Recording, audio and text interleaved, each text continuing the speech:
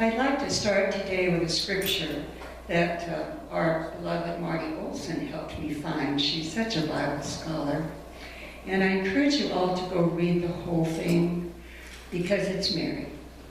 And it is from Proverbs 31, verses 10 through the end.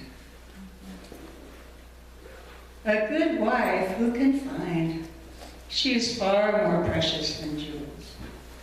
The heart of her husband trusts in her, and he will have no lack of gain. She does him good and not harm all the days of her life. I would like to thank Carole Koval and Bill Lyon, who's with us, and Carol Goff for helping me edit the remarks I'm about to make. I wanted to get it right for Mary's sake. And I think it's very appropriate that the picture there is of Bill and Mary together because they were inseparable. They never did anything apart from each other except when Mary came to a board meeting or some meeting that was all women.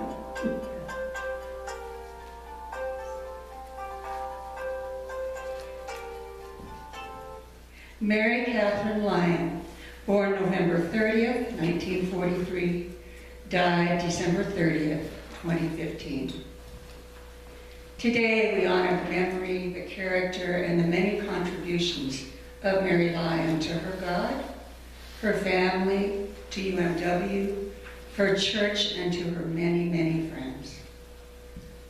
As I think of Mary, I think first of all of faith, strength, and courage. Mary lived through things that might have done in a person of less character and faith in God. The death of her mother when Mary was young left a huge void in her life. She's had a long and difficult battle with diabetes since her teenage years.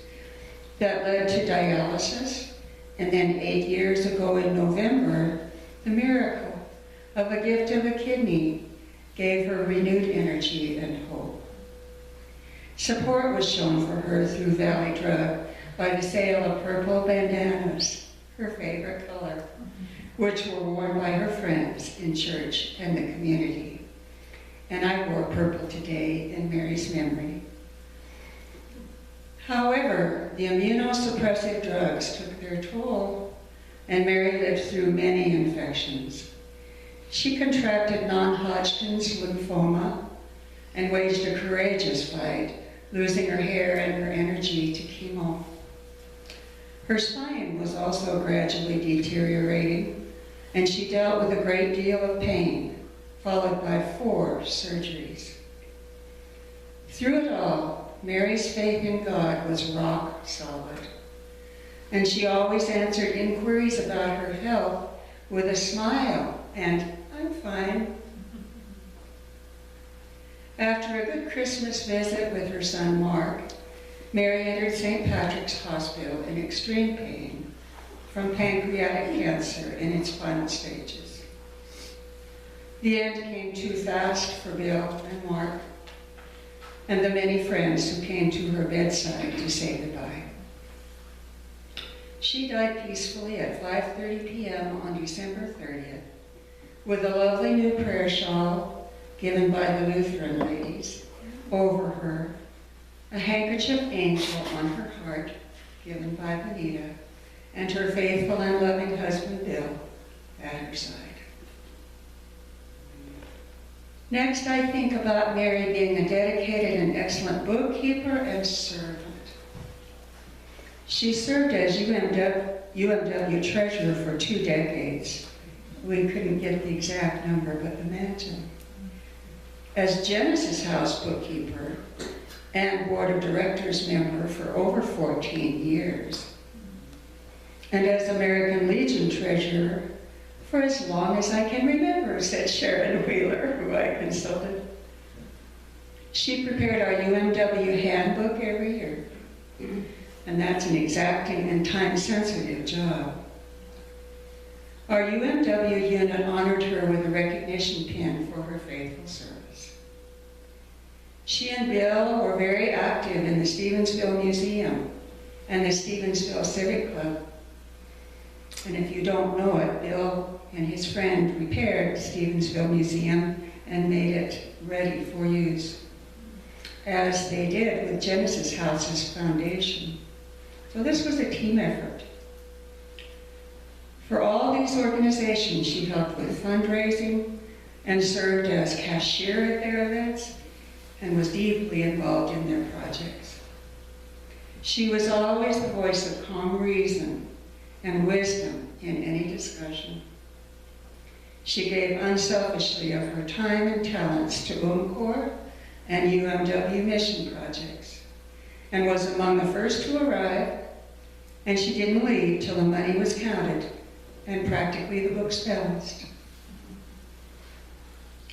Next, I think of Mary's love of music and her church. She played the piano, more of a closet pianist. I tried to get her to play for us, but it was at home for her and Bill. Sang alto with the Methodist choir for many years, and tenor in Sweet Adelines, which she loved. She appreciated all the talented musicians in our church family and told us so.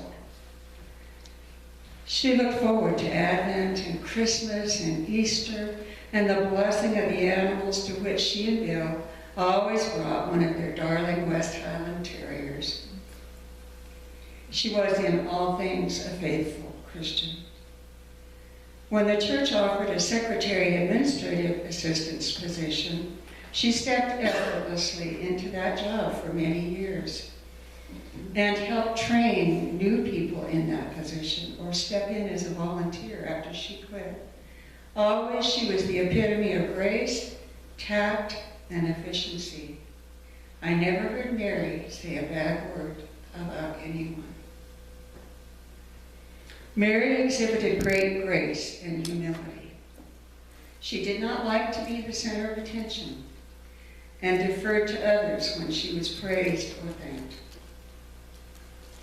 Finally, Mary was an amazing Christian witness to all of us. So many lives have been deeply touched by our Mary, and many have remarked that their faith has been strengthened because of her witness. She will always live on in our hearts and in the story of our UMW and our church family. At this time, I'd like Carole Koval to come up and share some memories and thoughts.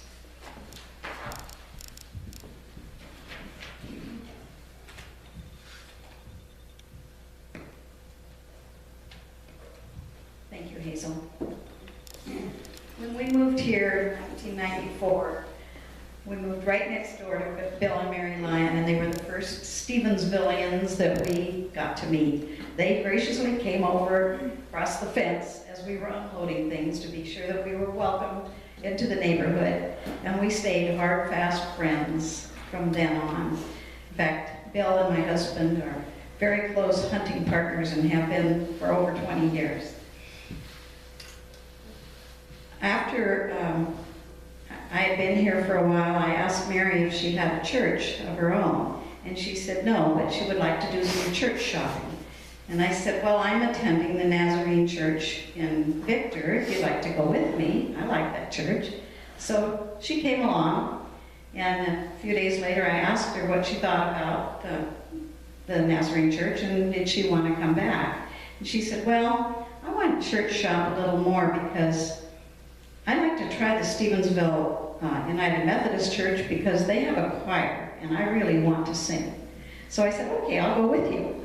And we came the next Sunday and the following Sunday, and I made the switch over and we stayed here from then on. In fact, in May of 1996, Mary and I joined the church together. So we've been friends for over 22 years, and the two couples of us have done a lot together, bowling, and we were in a little camping group, and we even took a cruise to Alaska. We always have fun with them. We have a little birthday group around here with a group of about 5 ladies. We get together occasionally. And just as recently as December 10th, Mary is the one that pulled us together again and said, let's go to lunch. I don't want to go to Missoula. Let's just go to the Morning Star down here. And it worked out. All of us had that day free. And we had a good time. And that was our final gathering with Mary. She was always inspiring to be with. As you know, she never had a bad word to say. And she could lift you up when you were feeling down. And like we said, she never complained. I'll always remember my dear friend. And I want to end with this little verse that my sister sent to me when she knew I was grieving Mary's loss. Those we love don't go away. They walk beside us every day, unseen, unheard, but still loved, still missed, always near and very dear. We miss you, Mary.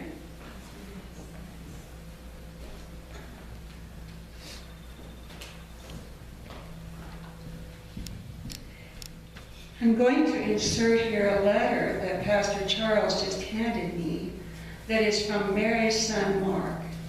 And it's to all of you, so it seems appropriate to share it here. I wanted to make sure that you and the church, the rest of the church, knows how much I appreciate everything you've done for my mother, Mary Lyon and Bill. She was the best mother a man could have.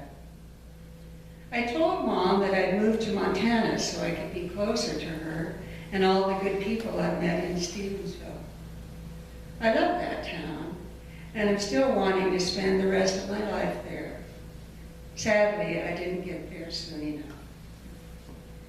There is no need for me to tell you all what a wonderful and caring lady she was. Over the years, you all spent more time with her than I did. Other than 1 or 2 trips there a year, I missed out on a lot. I am truly glad that she had such a wonderful church to support her in all of her battles. I can only hope that I can live my life in some small way like she did. There is a giant hole in my life now that I must fill in with memories of the most wonderful woman that I will ever meet. Again, Pastor Charles, thank you for the kindness and all the support the church has given. I will be making trips to Stevensville to see my dad, Bill, in the near future. I hope to see all of you and thank you personally. May God bless all of you. Mark Stevens from Rifle, Colorado. It's a beautiful letter. What a witness. At this time, we'd like to have us all sing Mary's favorite hymn. You have it on the table on the back of her obituary. And it is well with my soul. Whenever we sang that in church, or the choir sang a version of it, or I played it on the piano, Mary would come up and embrace us and say, oh, thank you. This is the song that has marked my life and has helped me with hope through my many journeys. So we'll sing that now. You are welcome to stand if you'd like to sing the song. We'll sing both verses.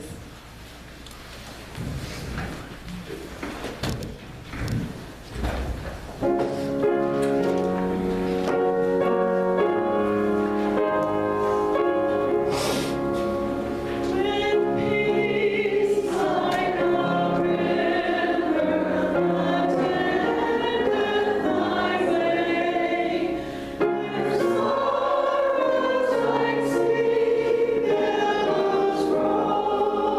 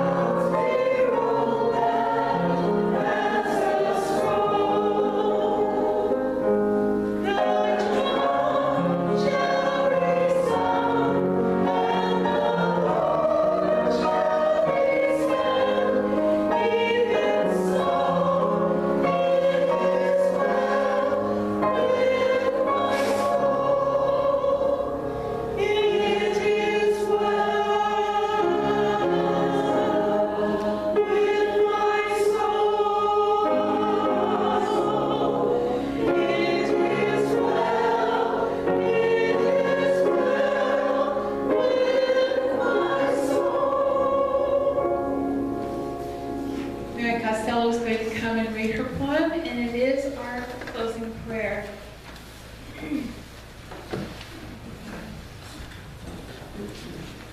This is called Life is a Song, and it's by Marty Lockwood.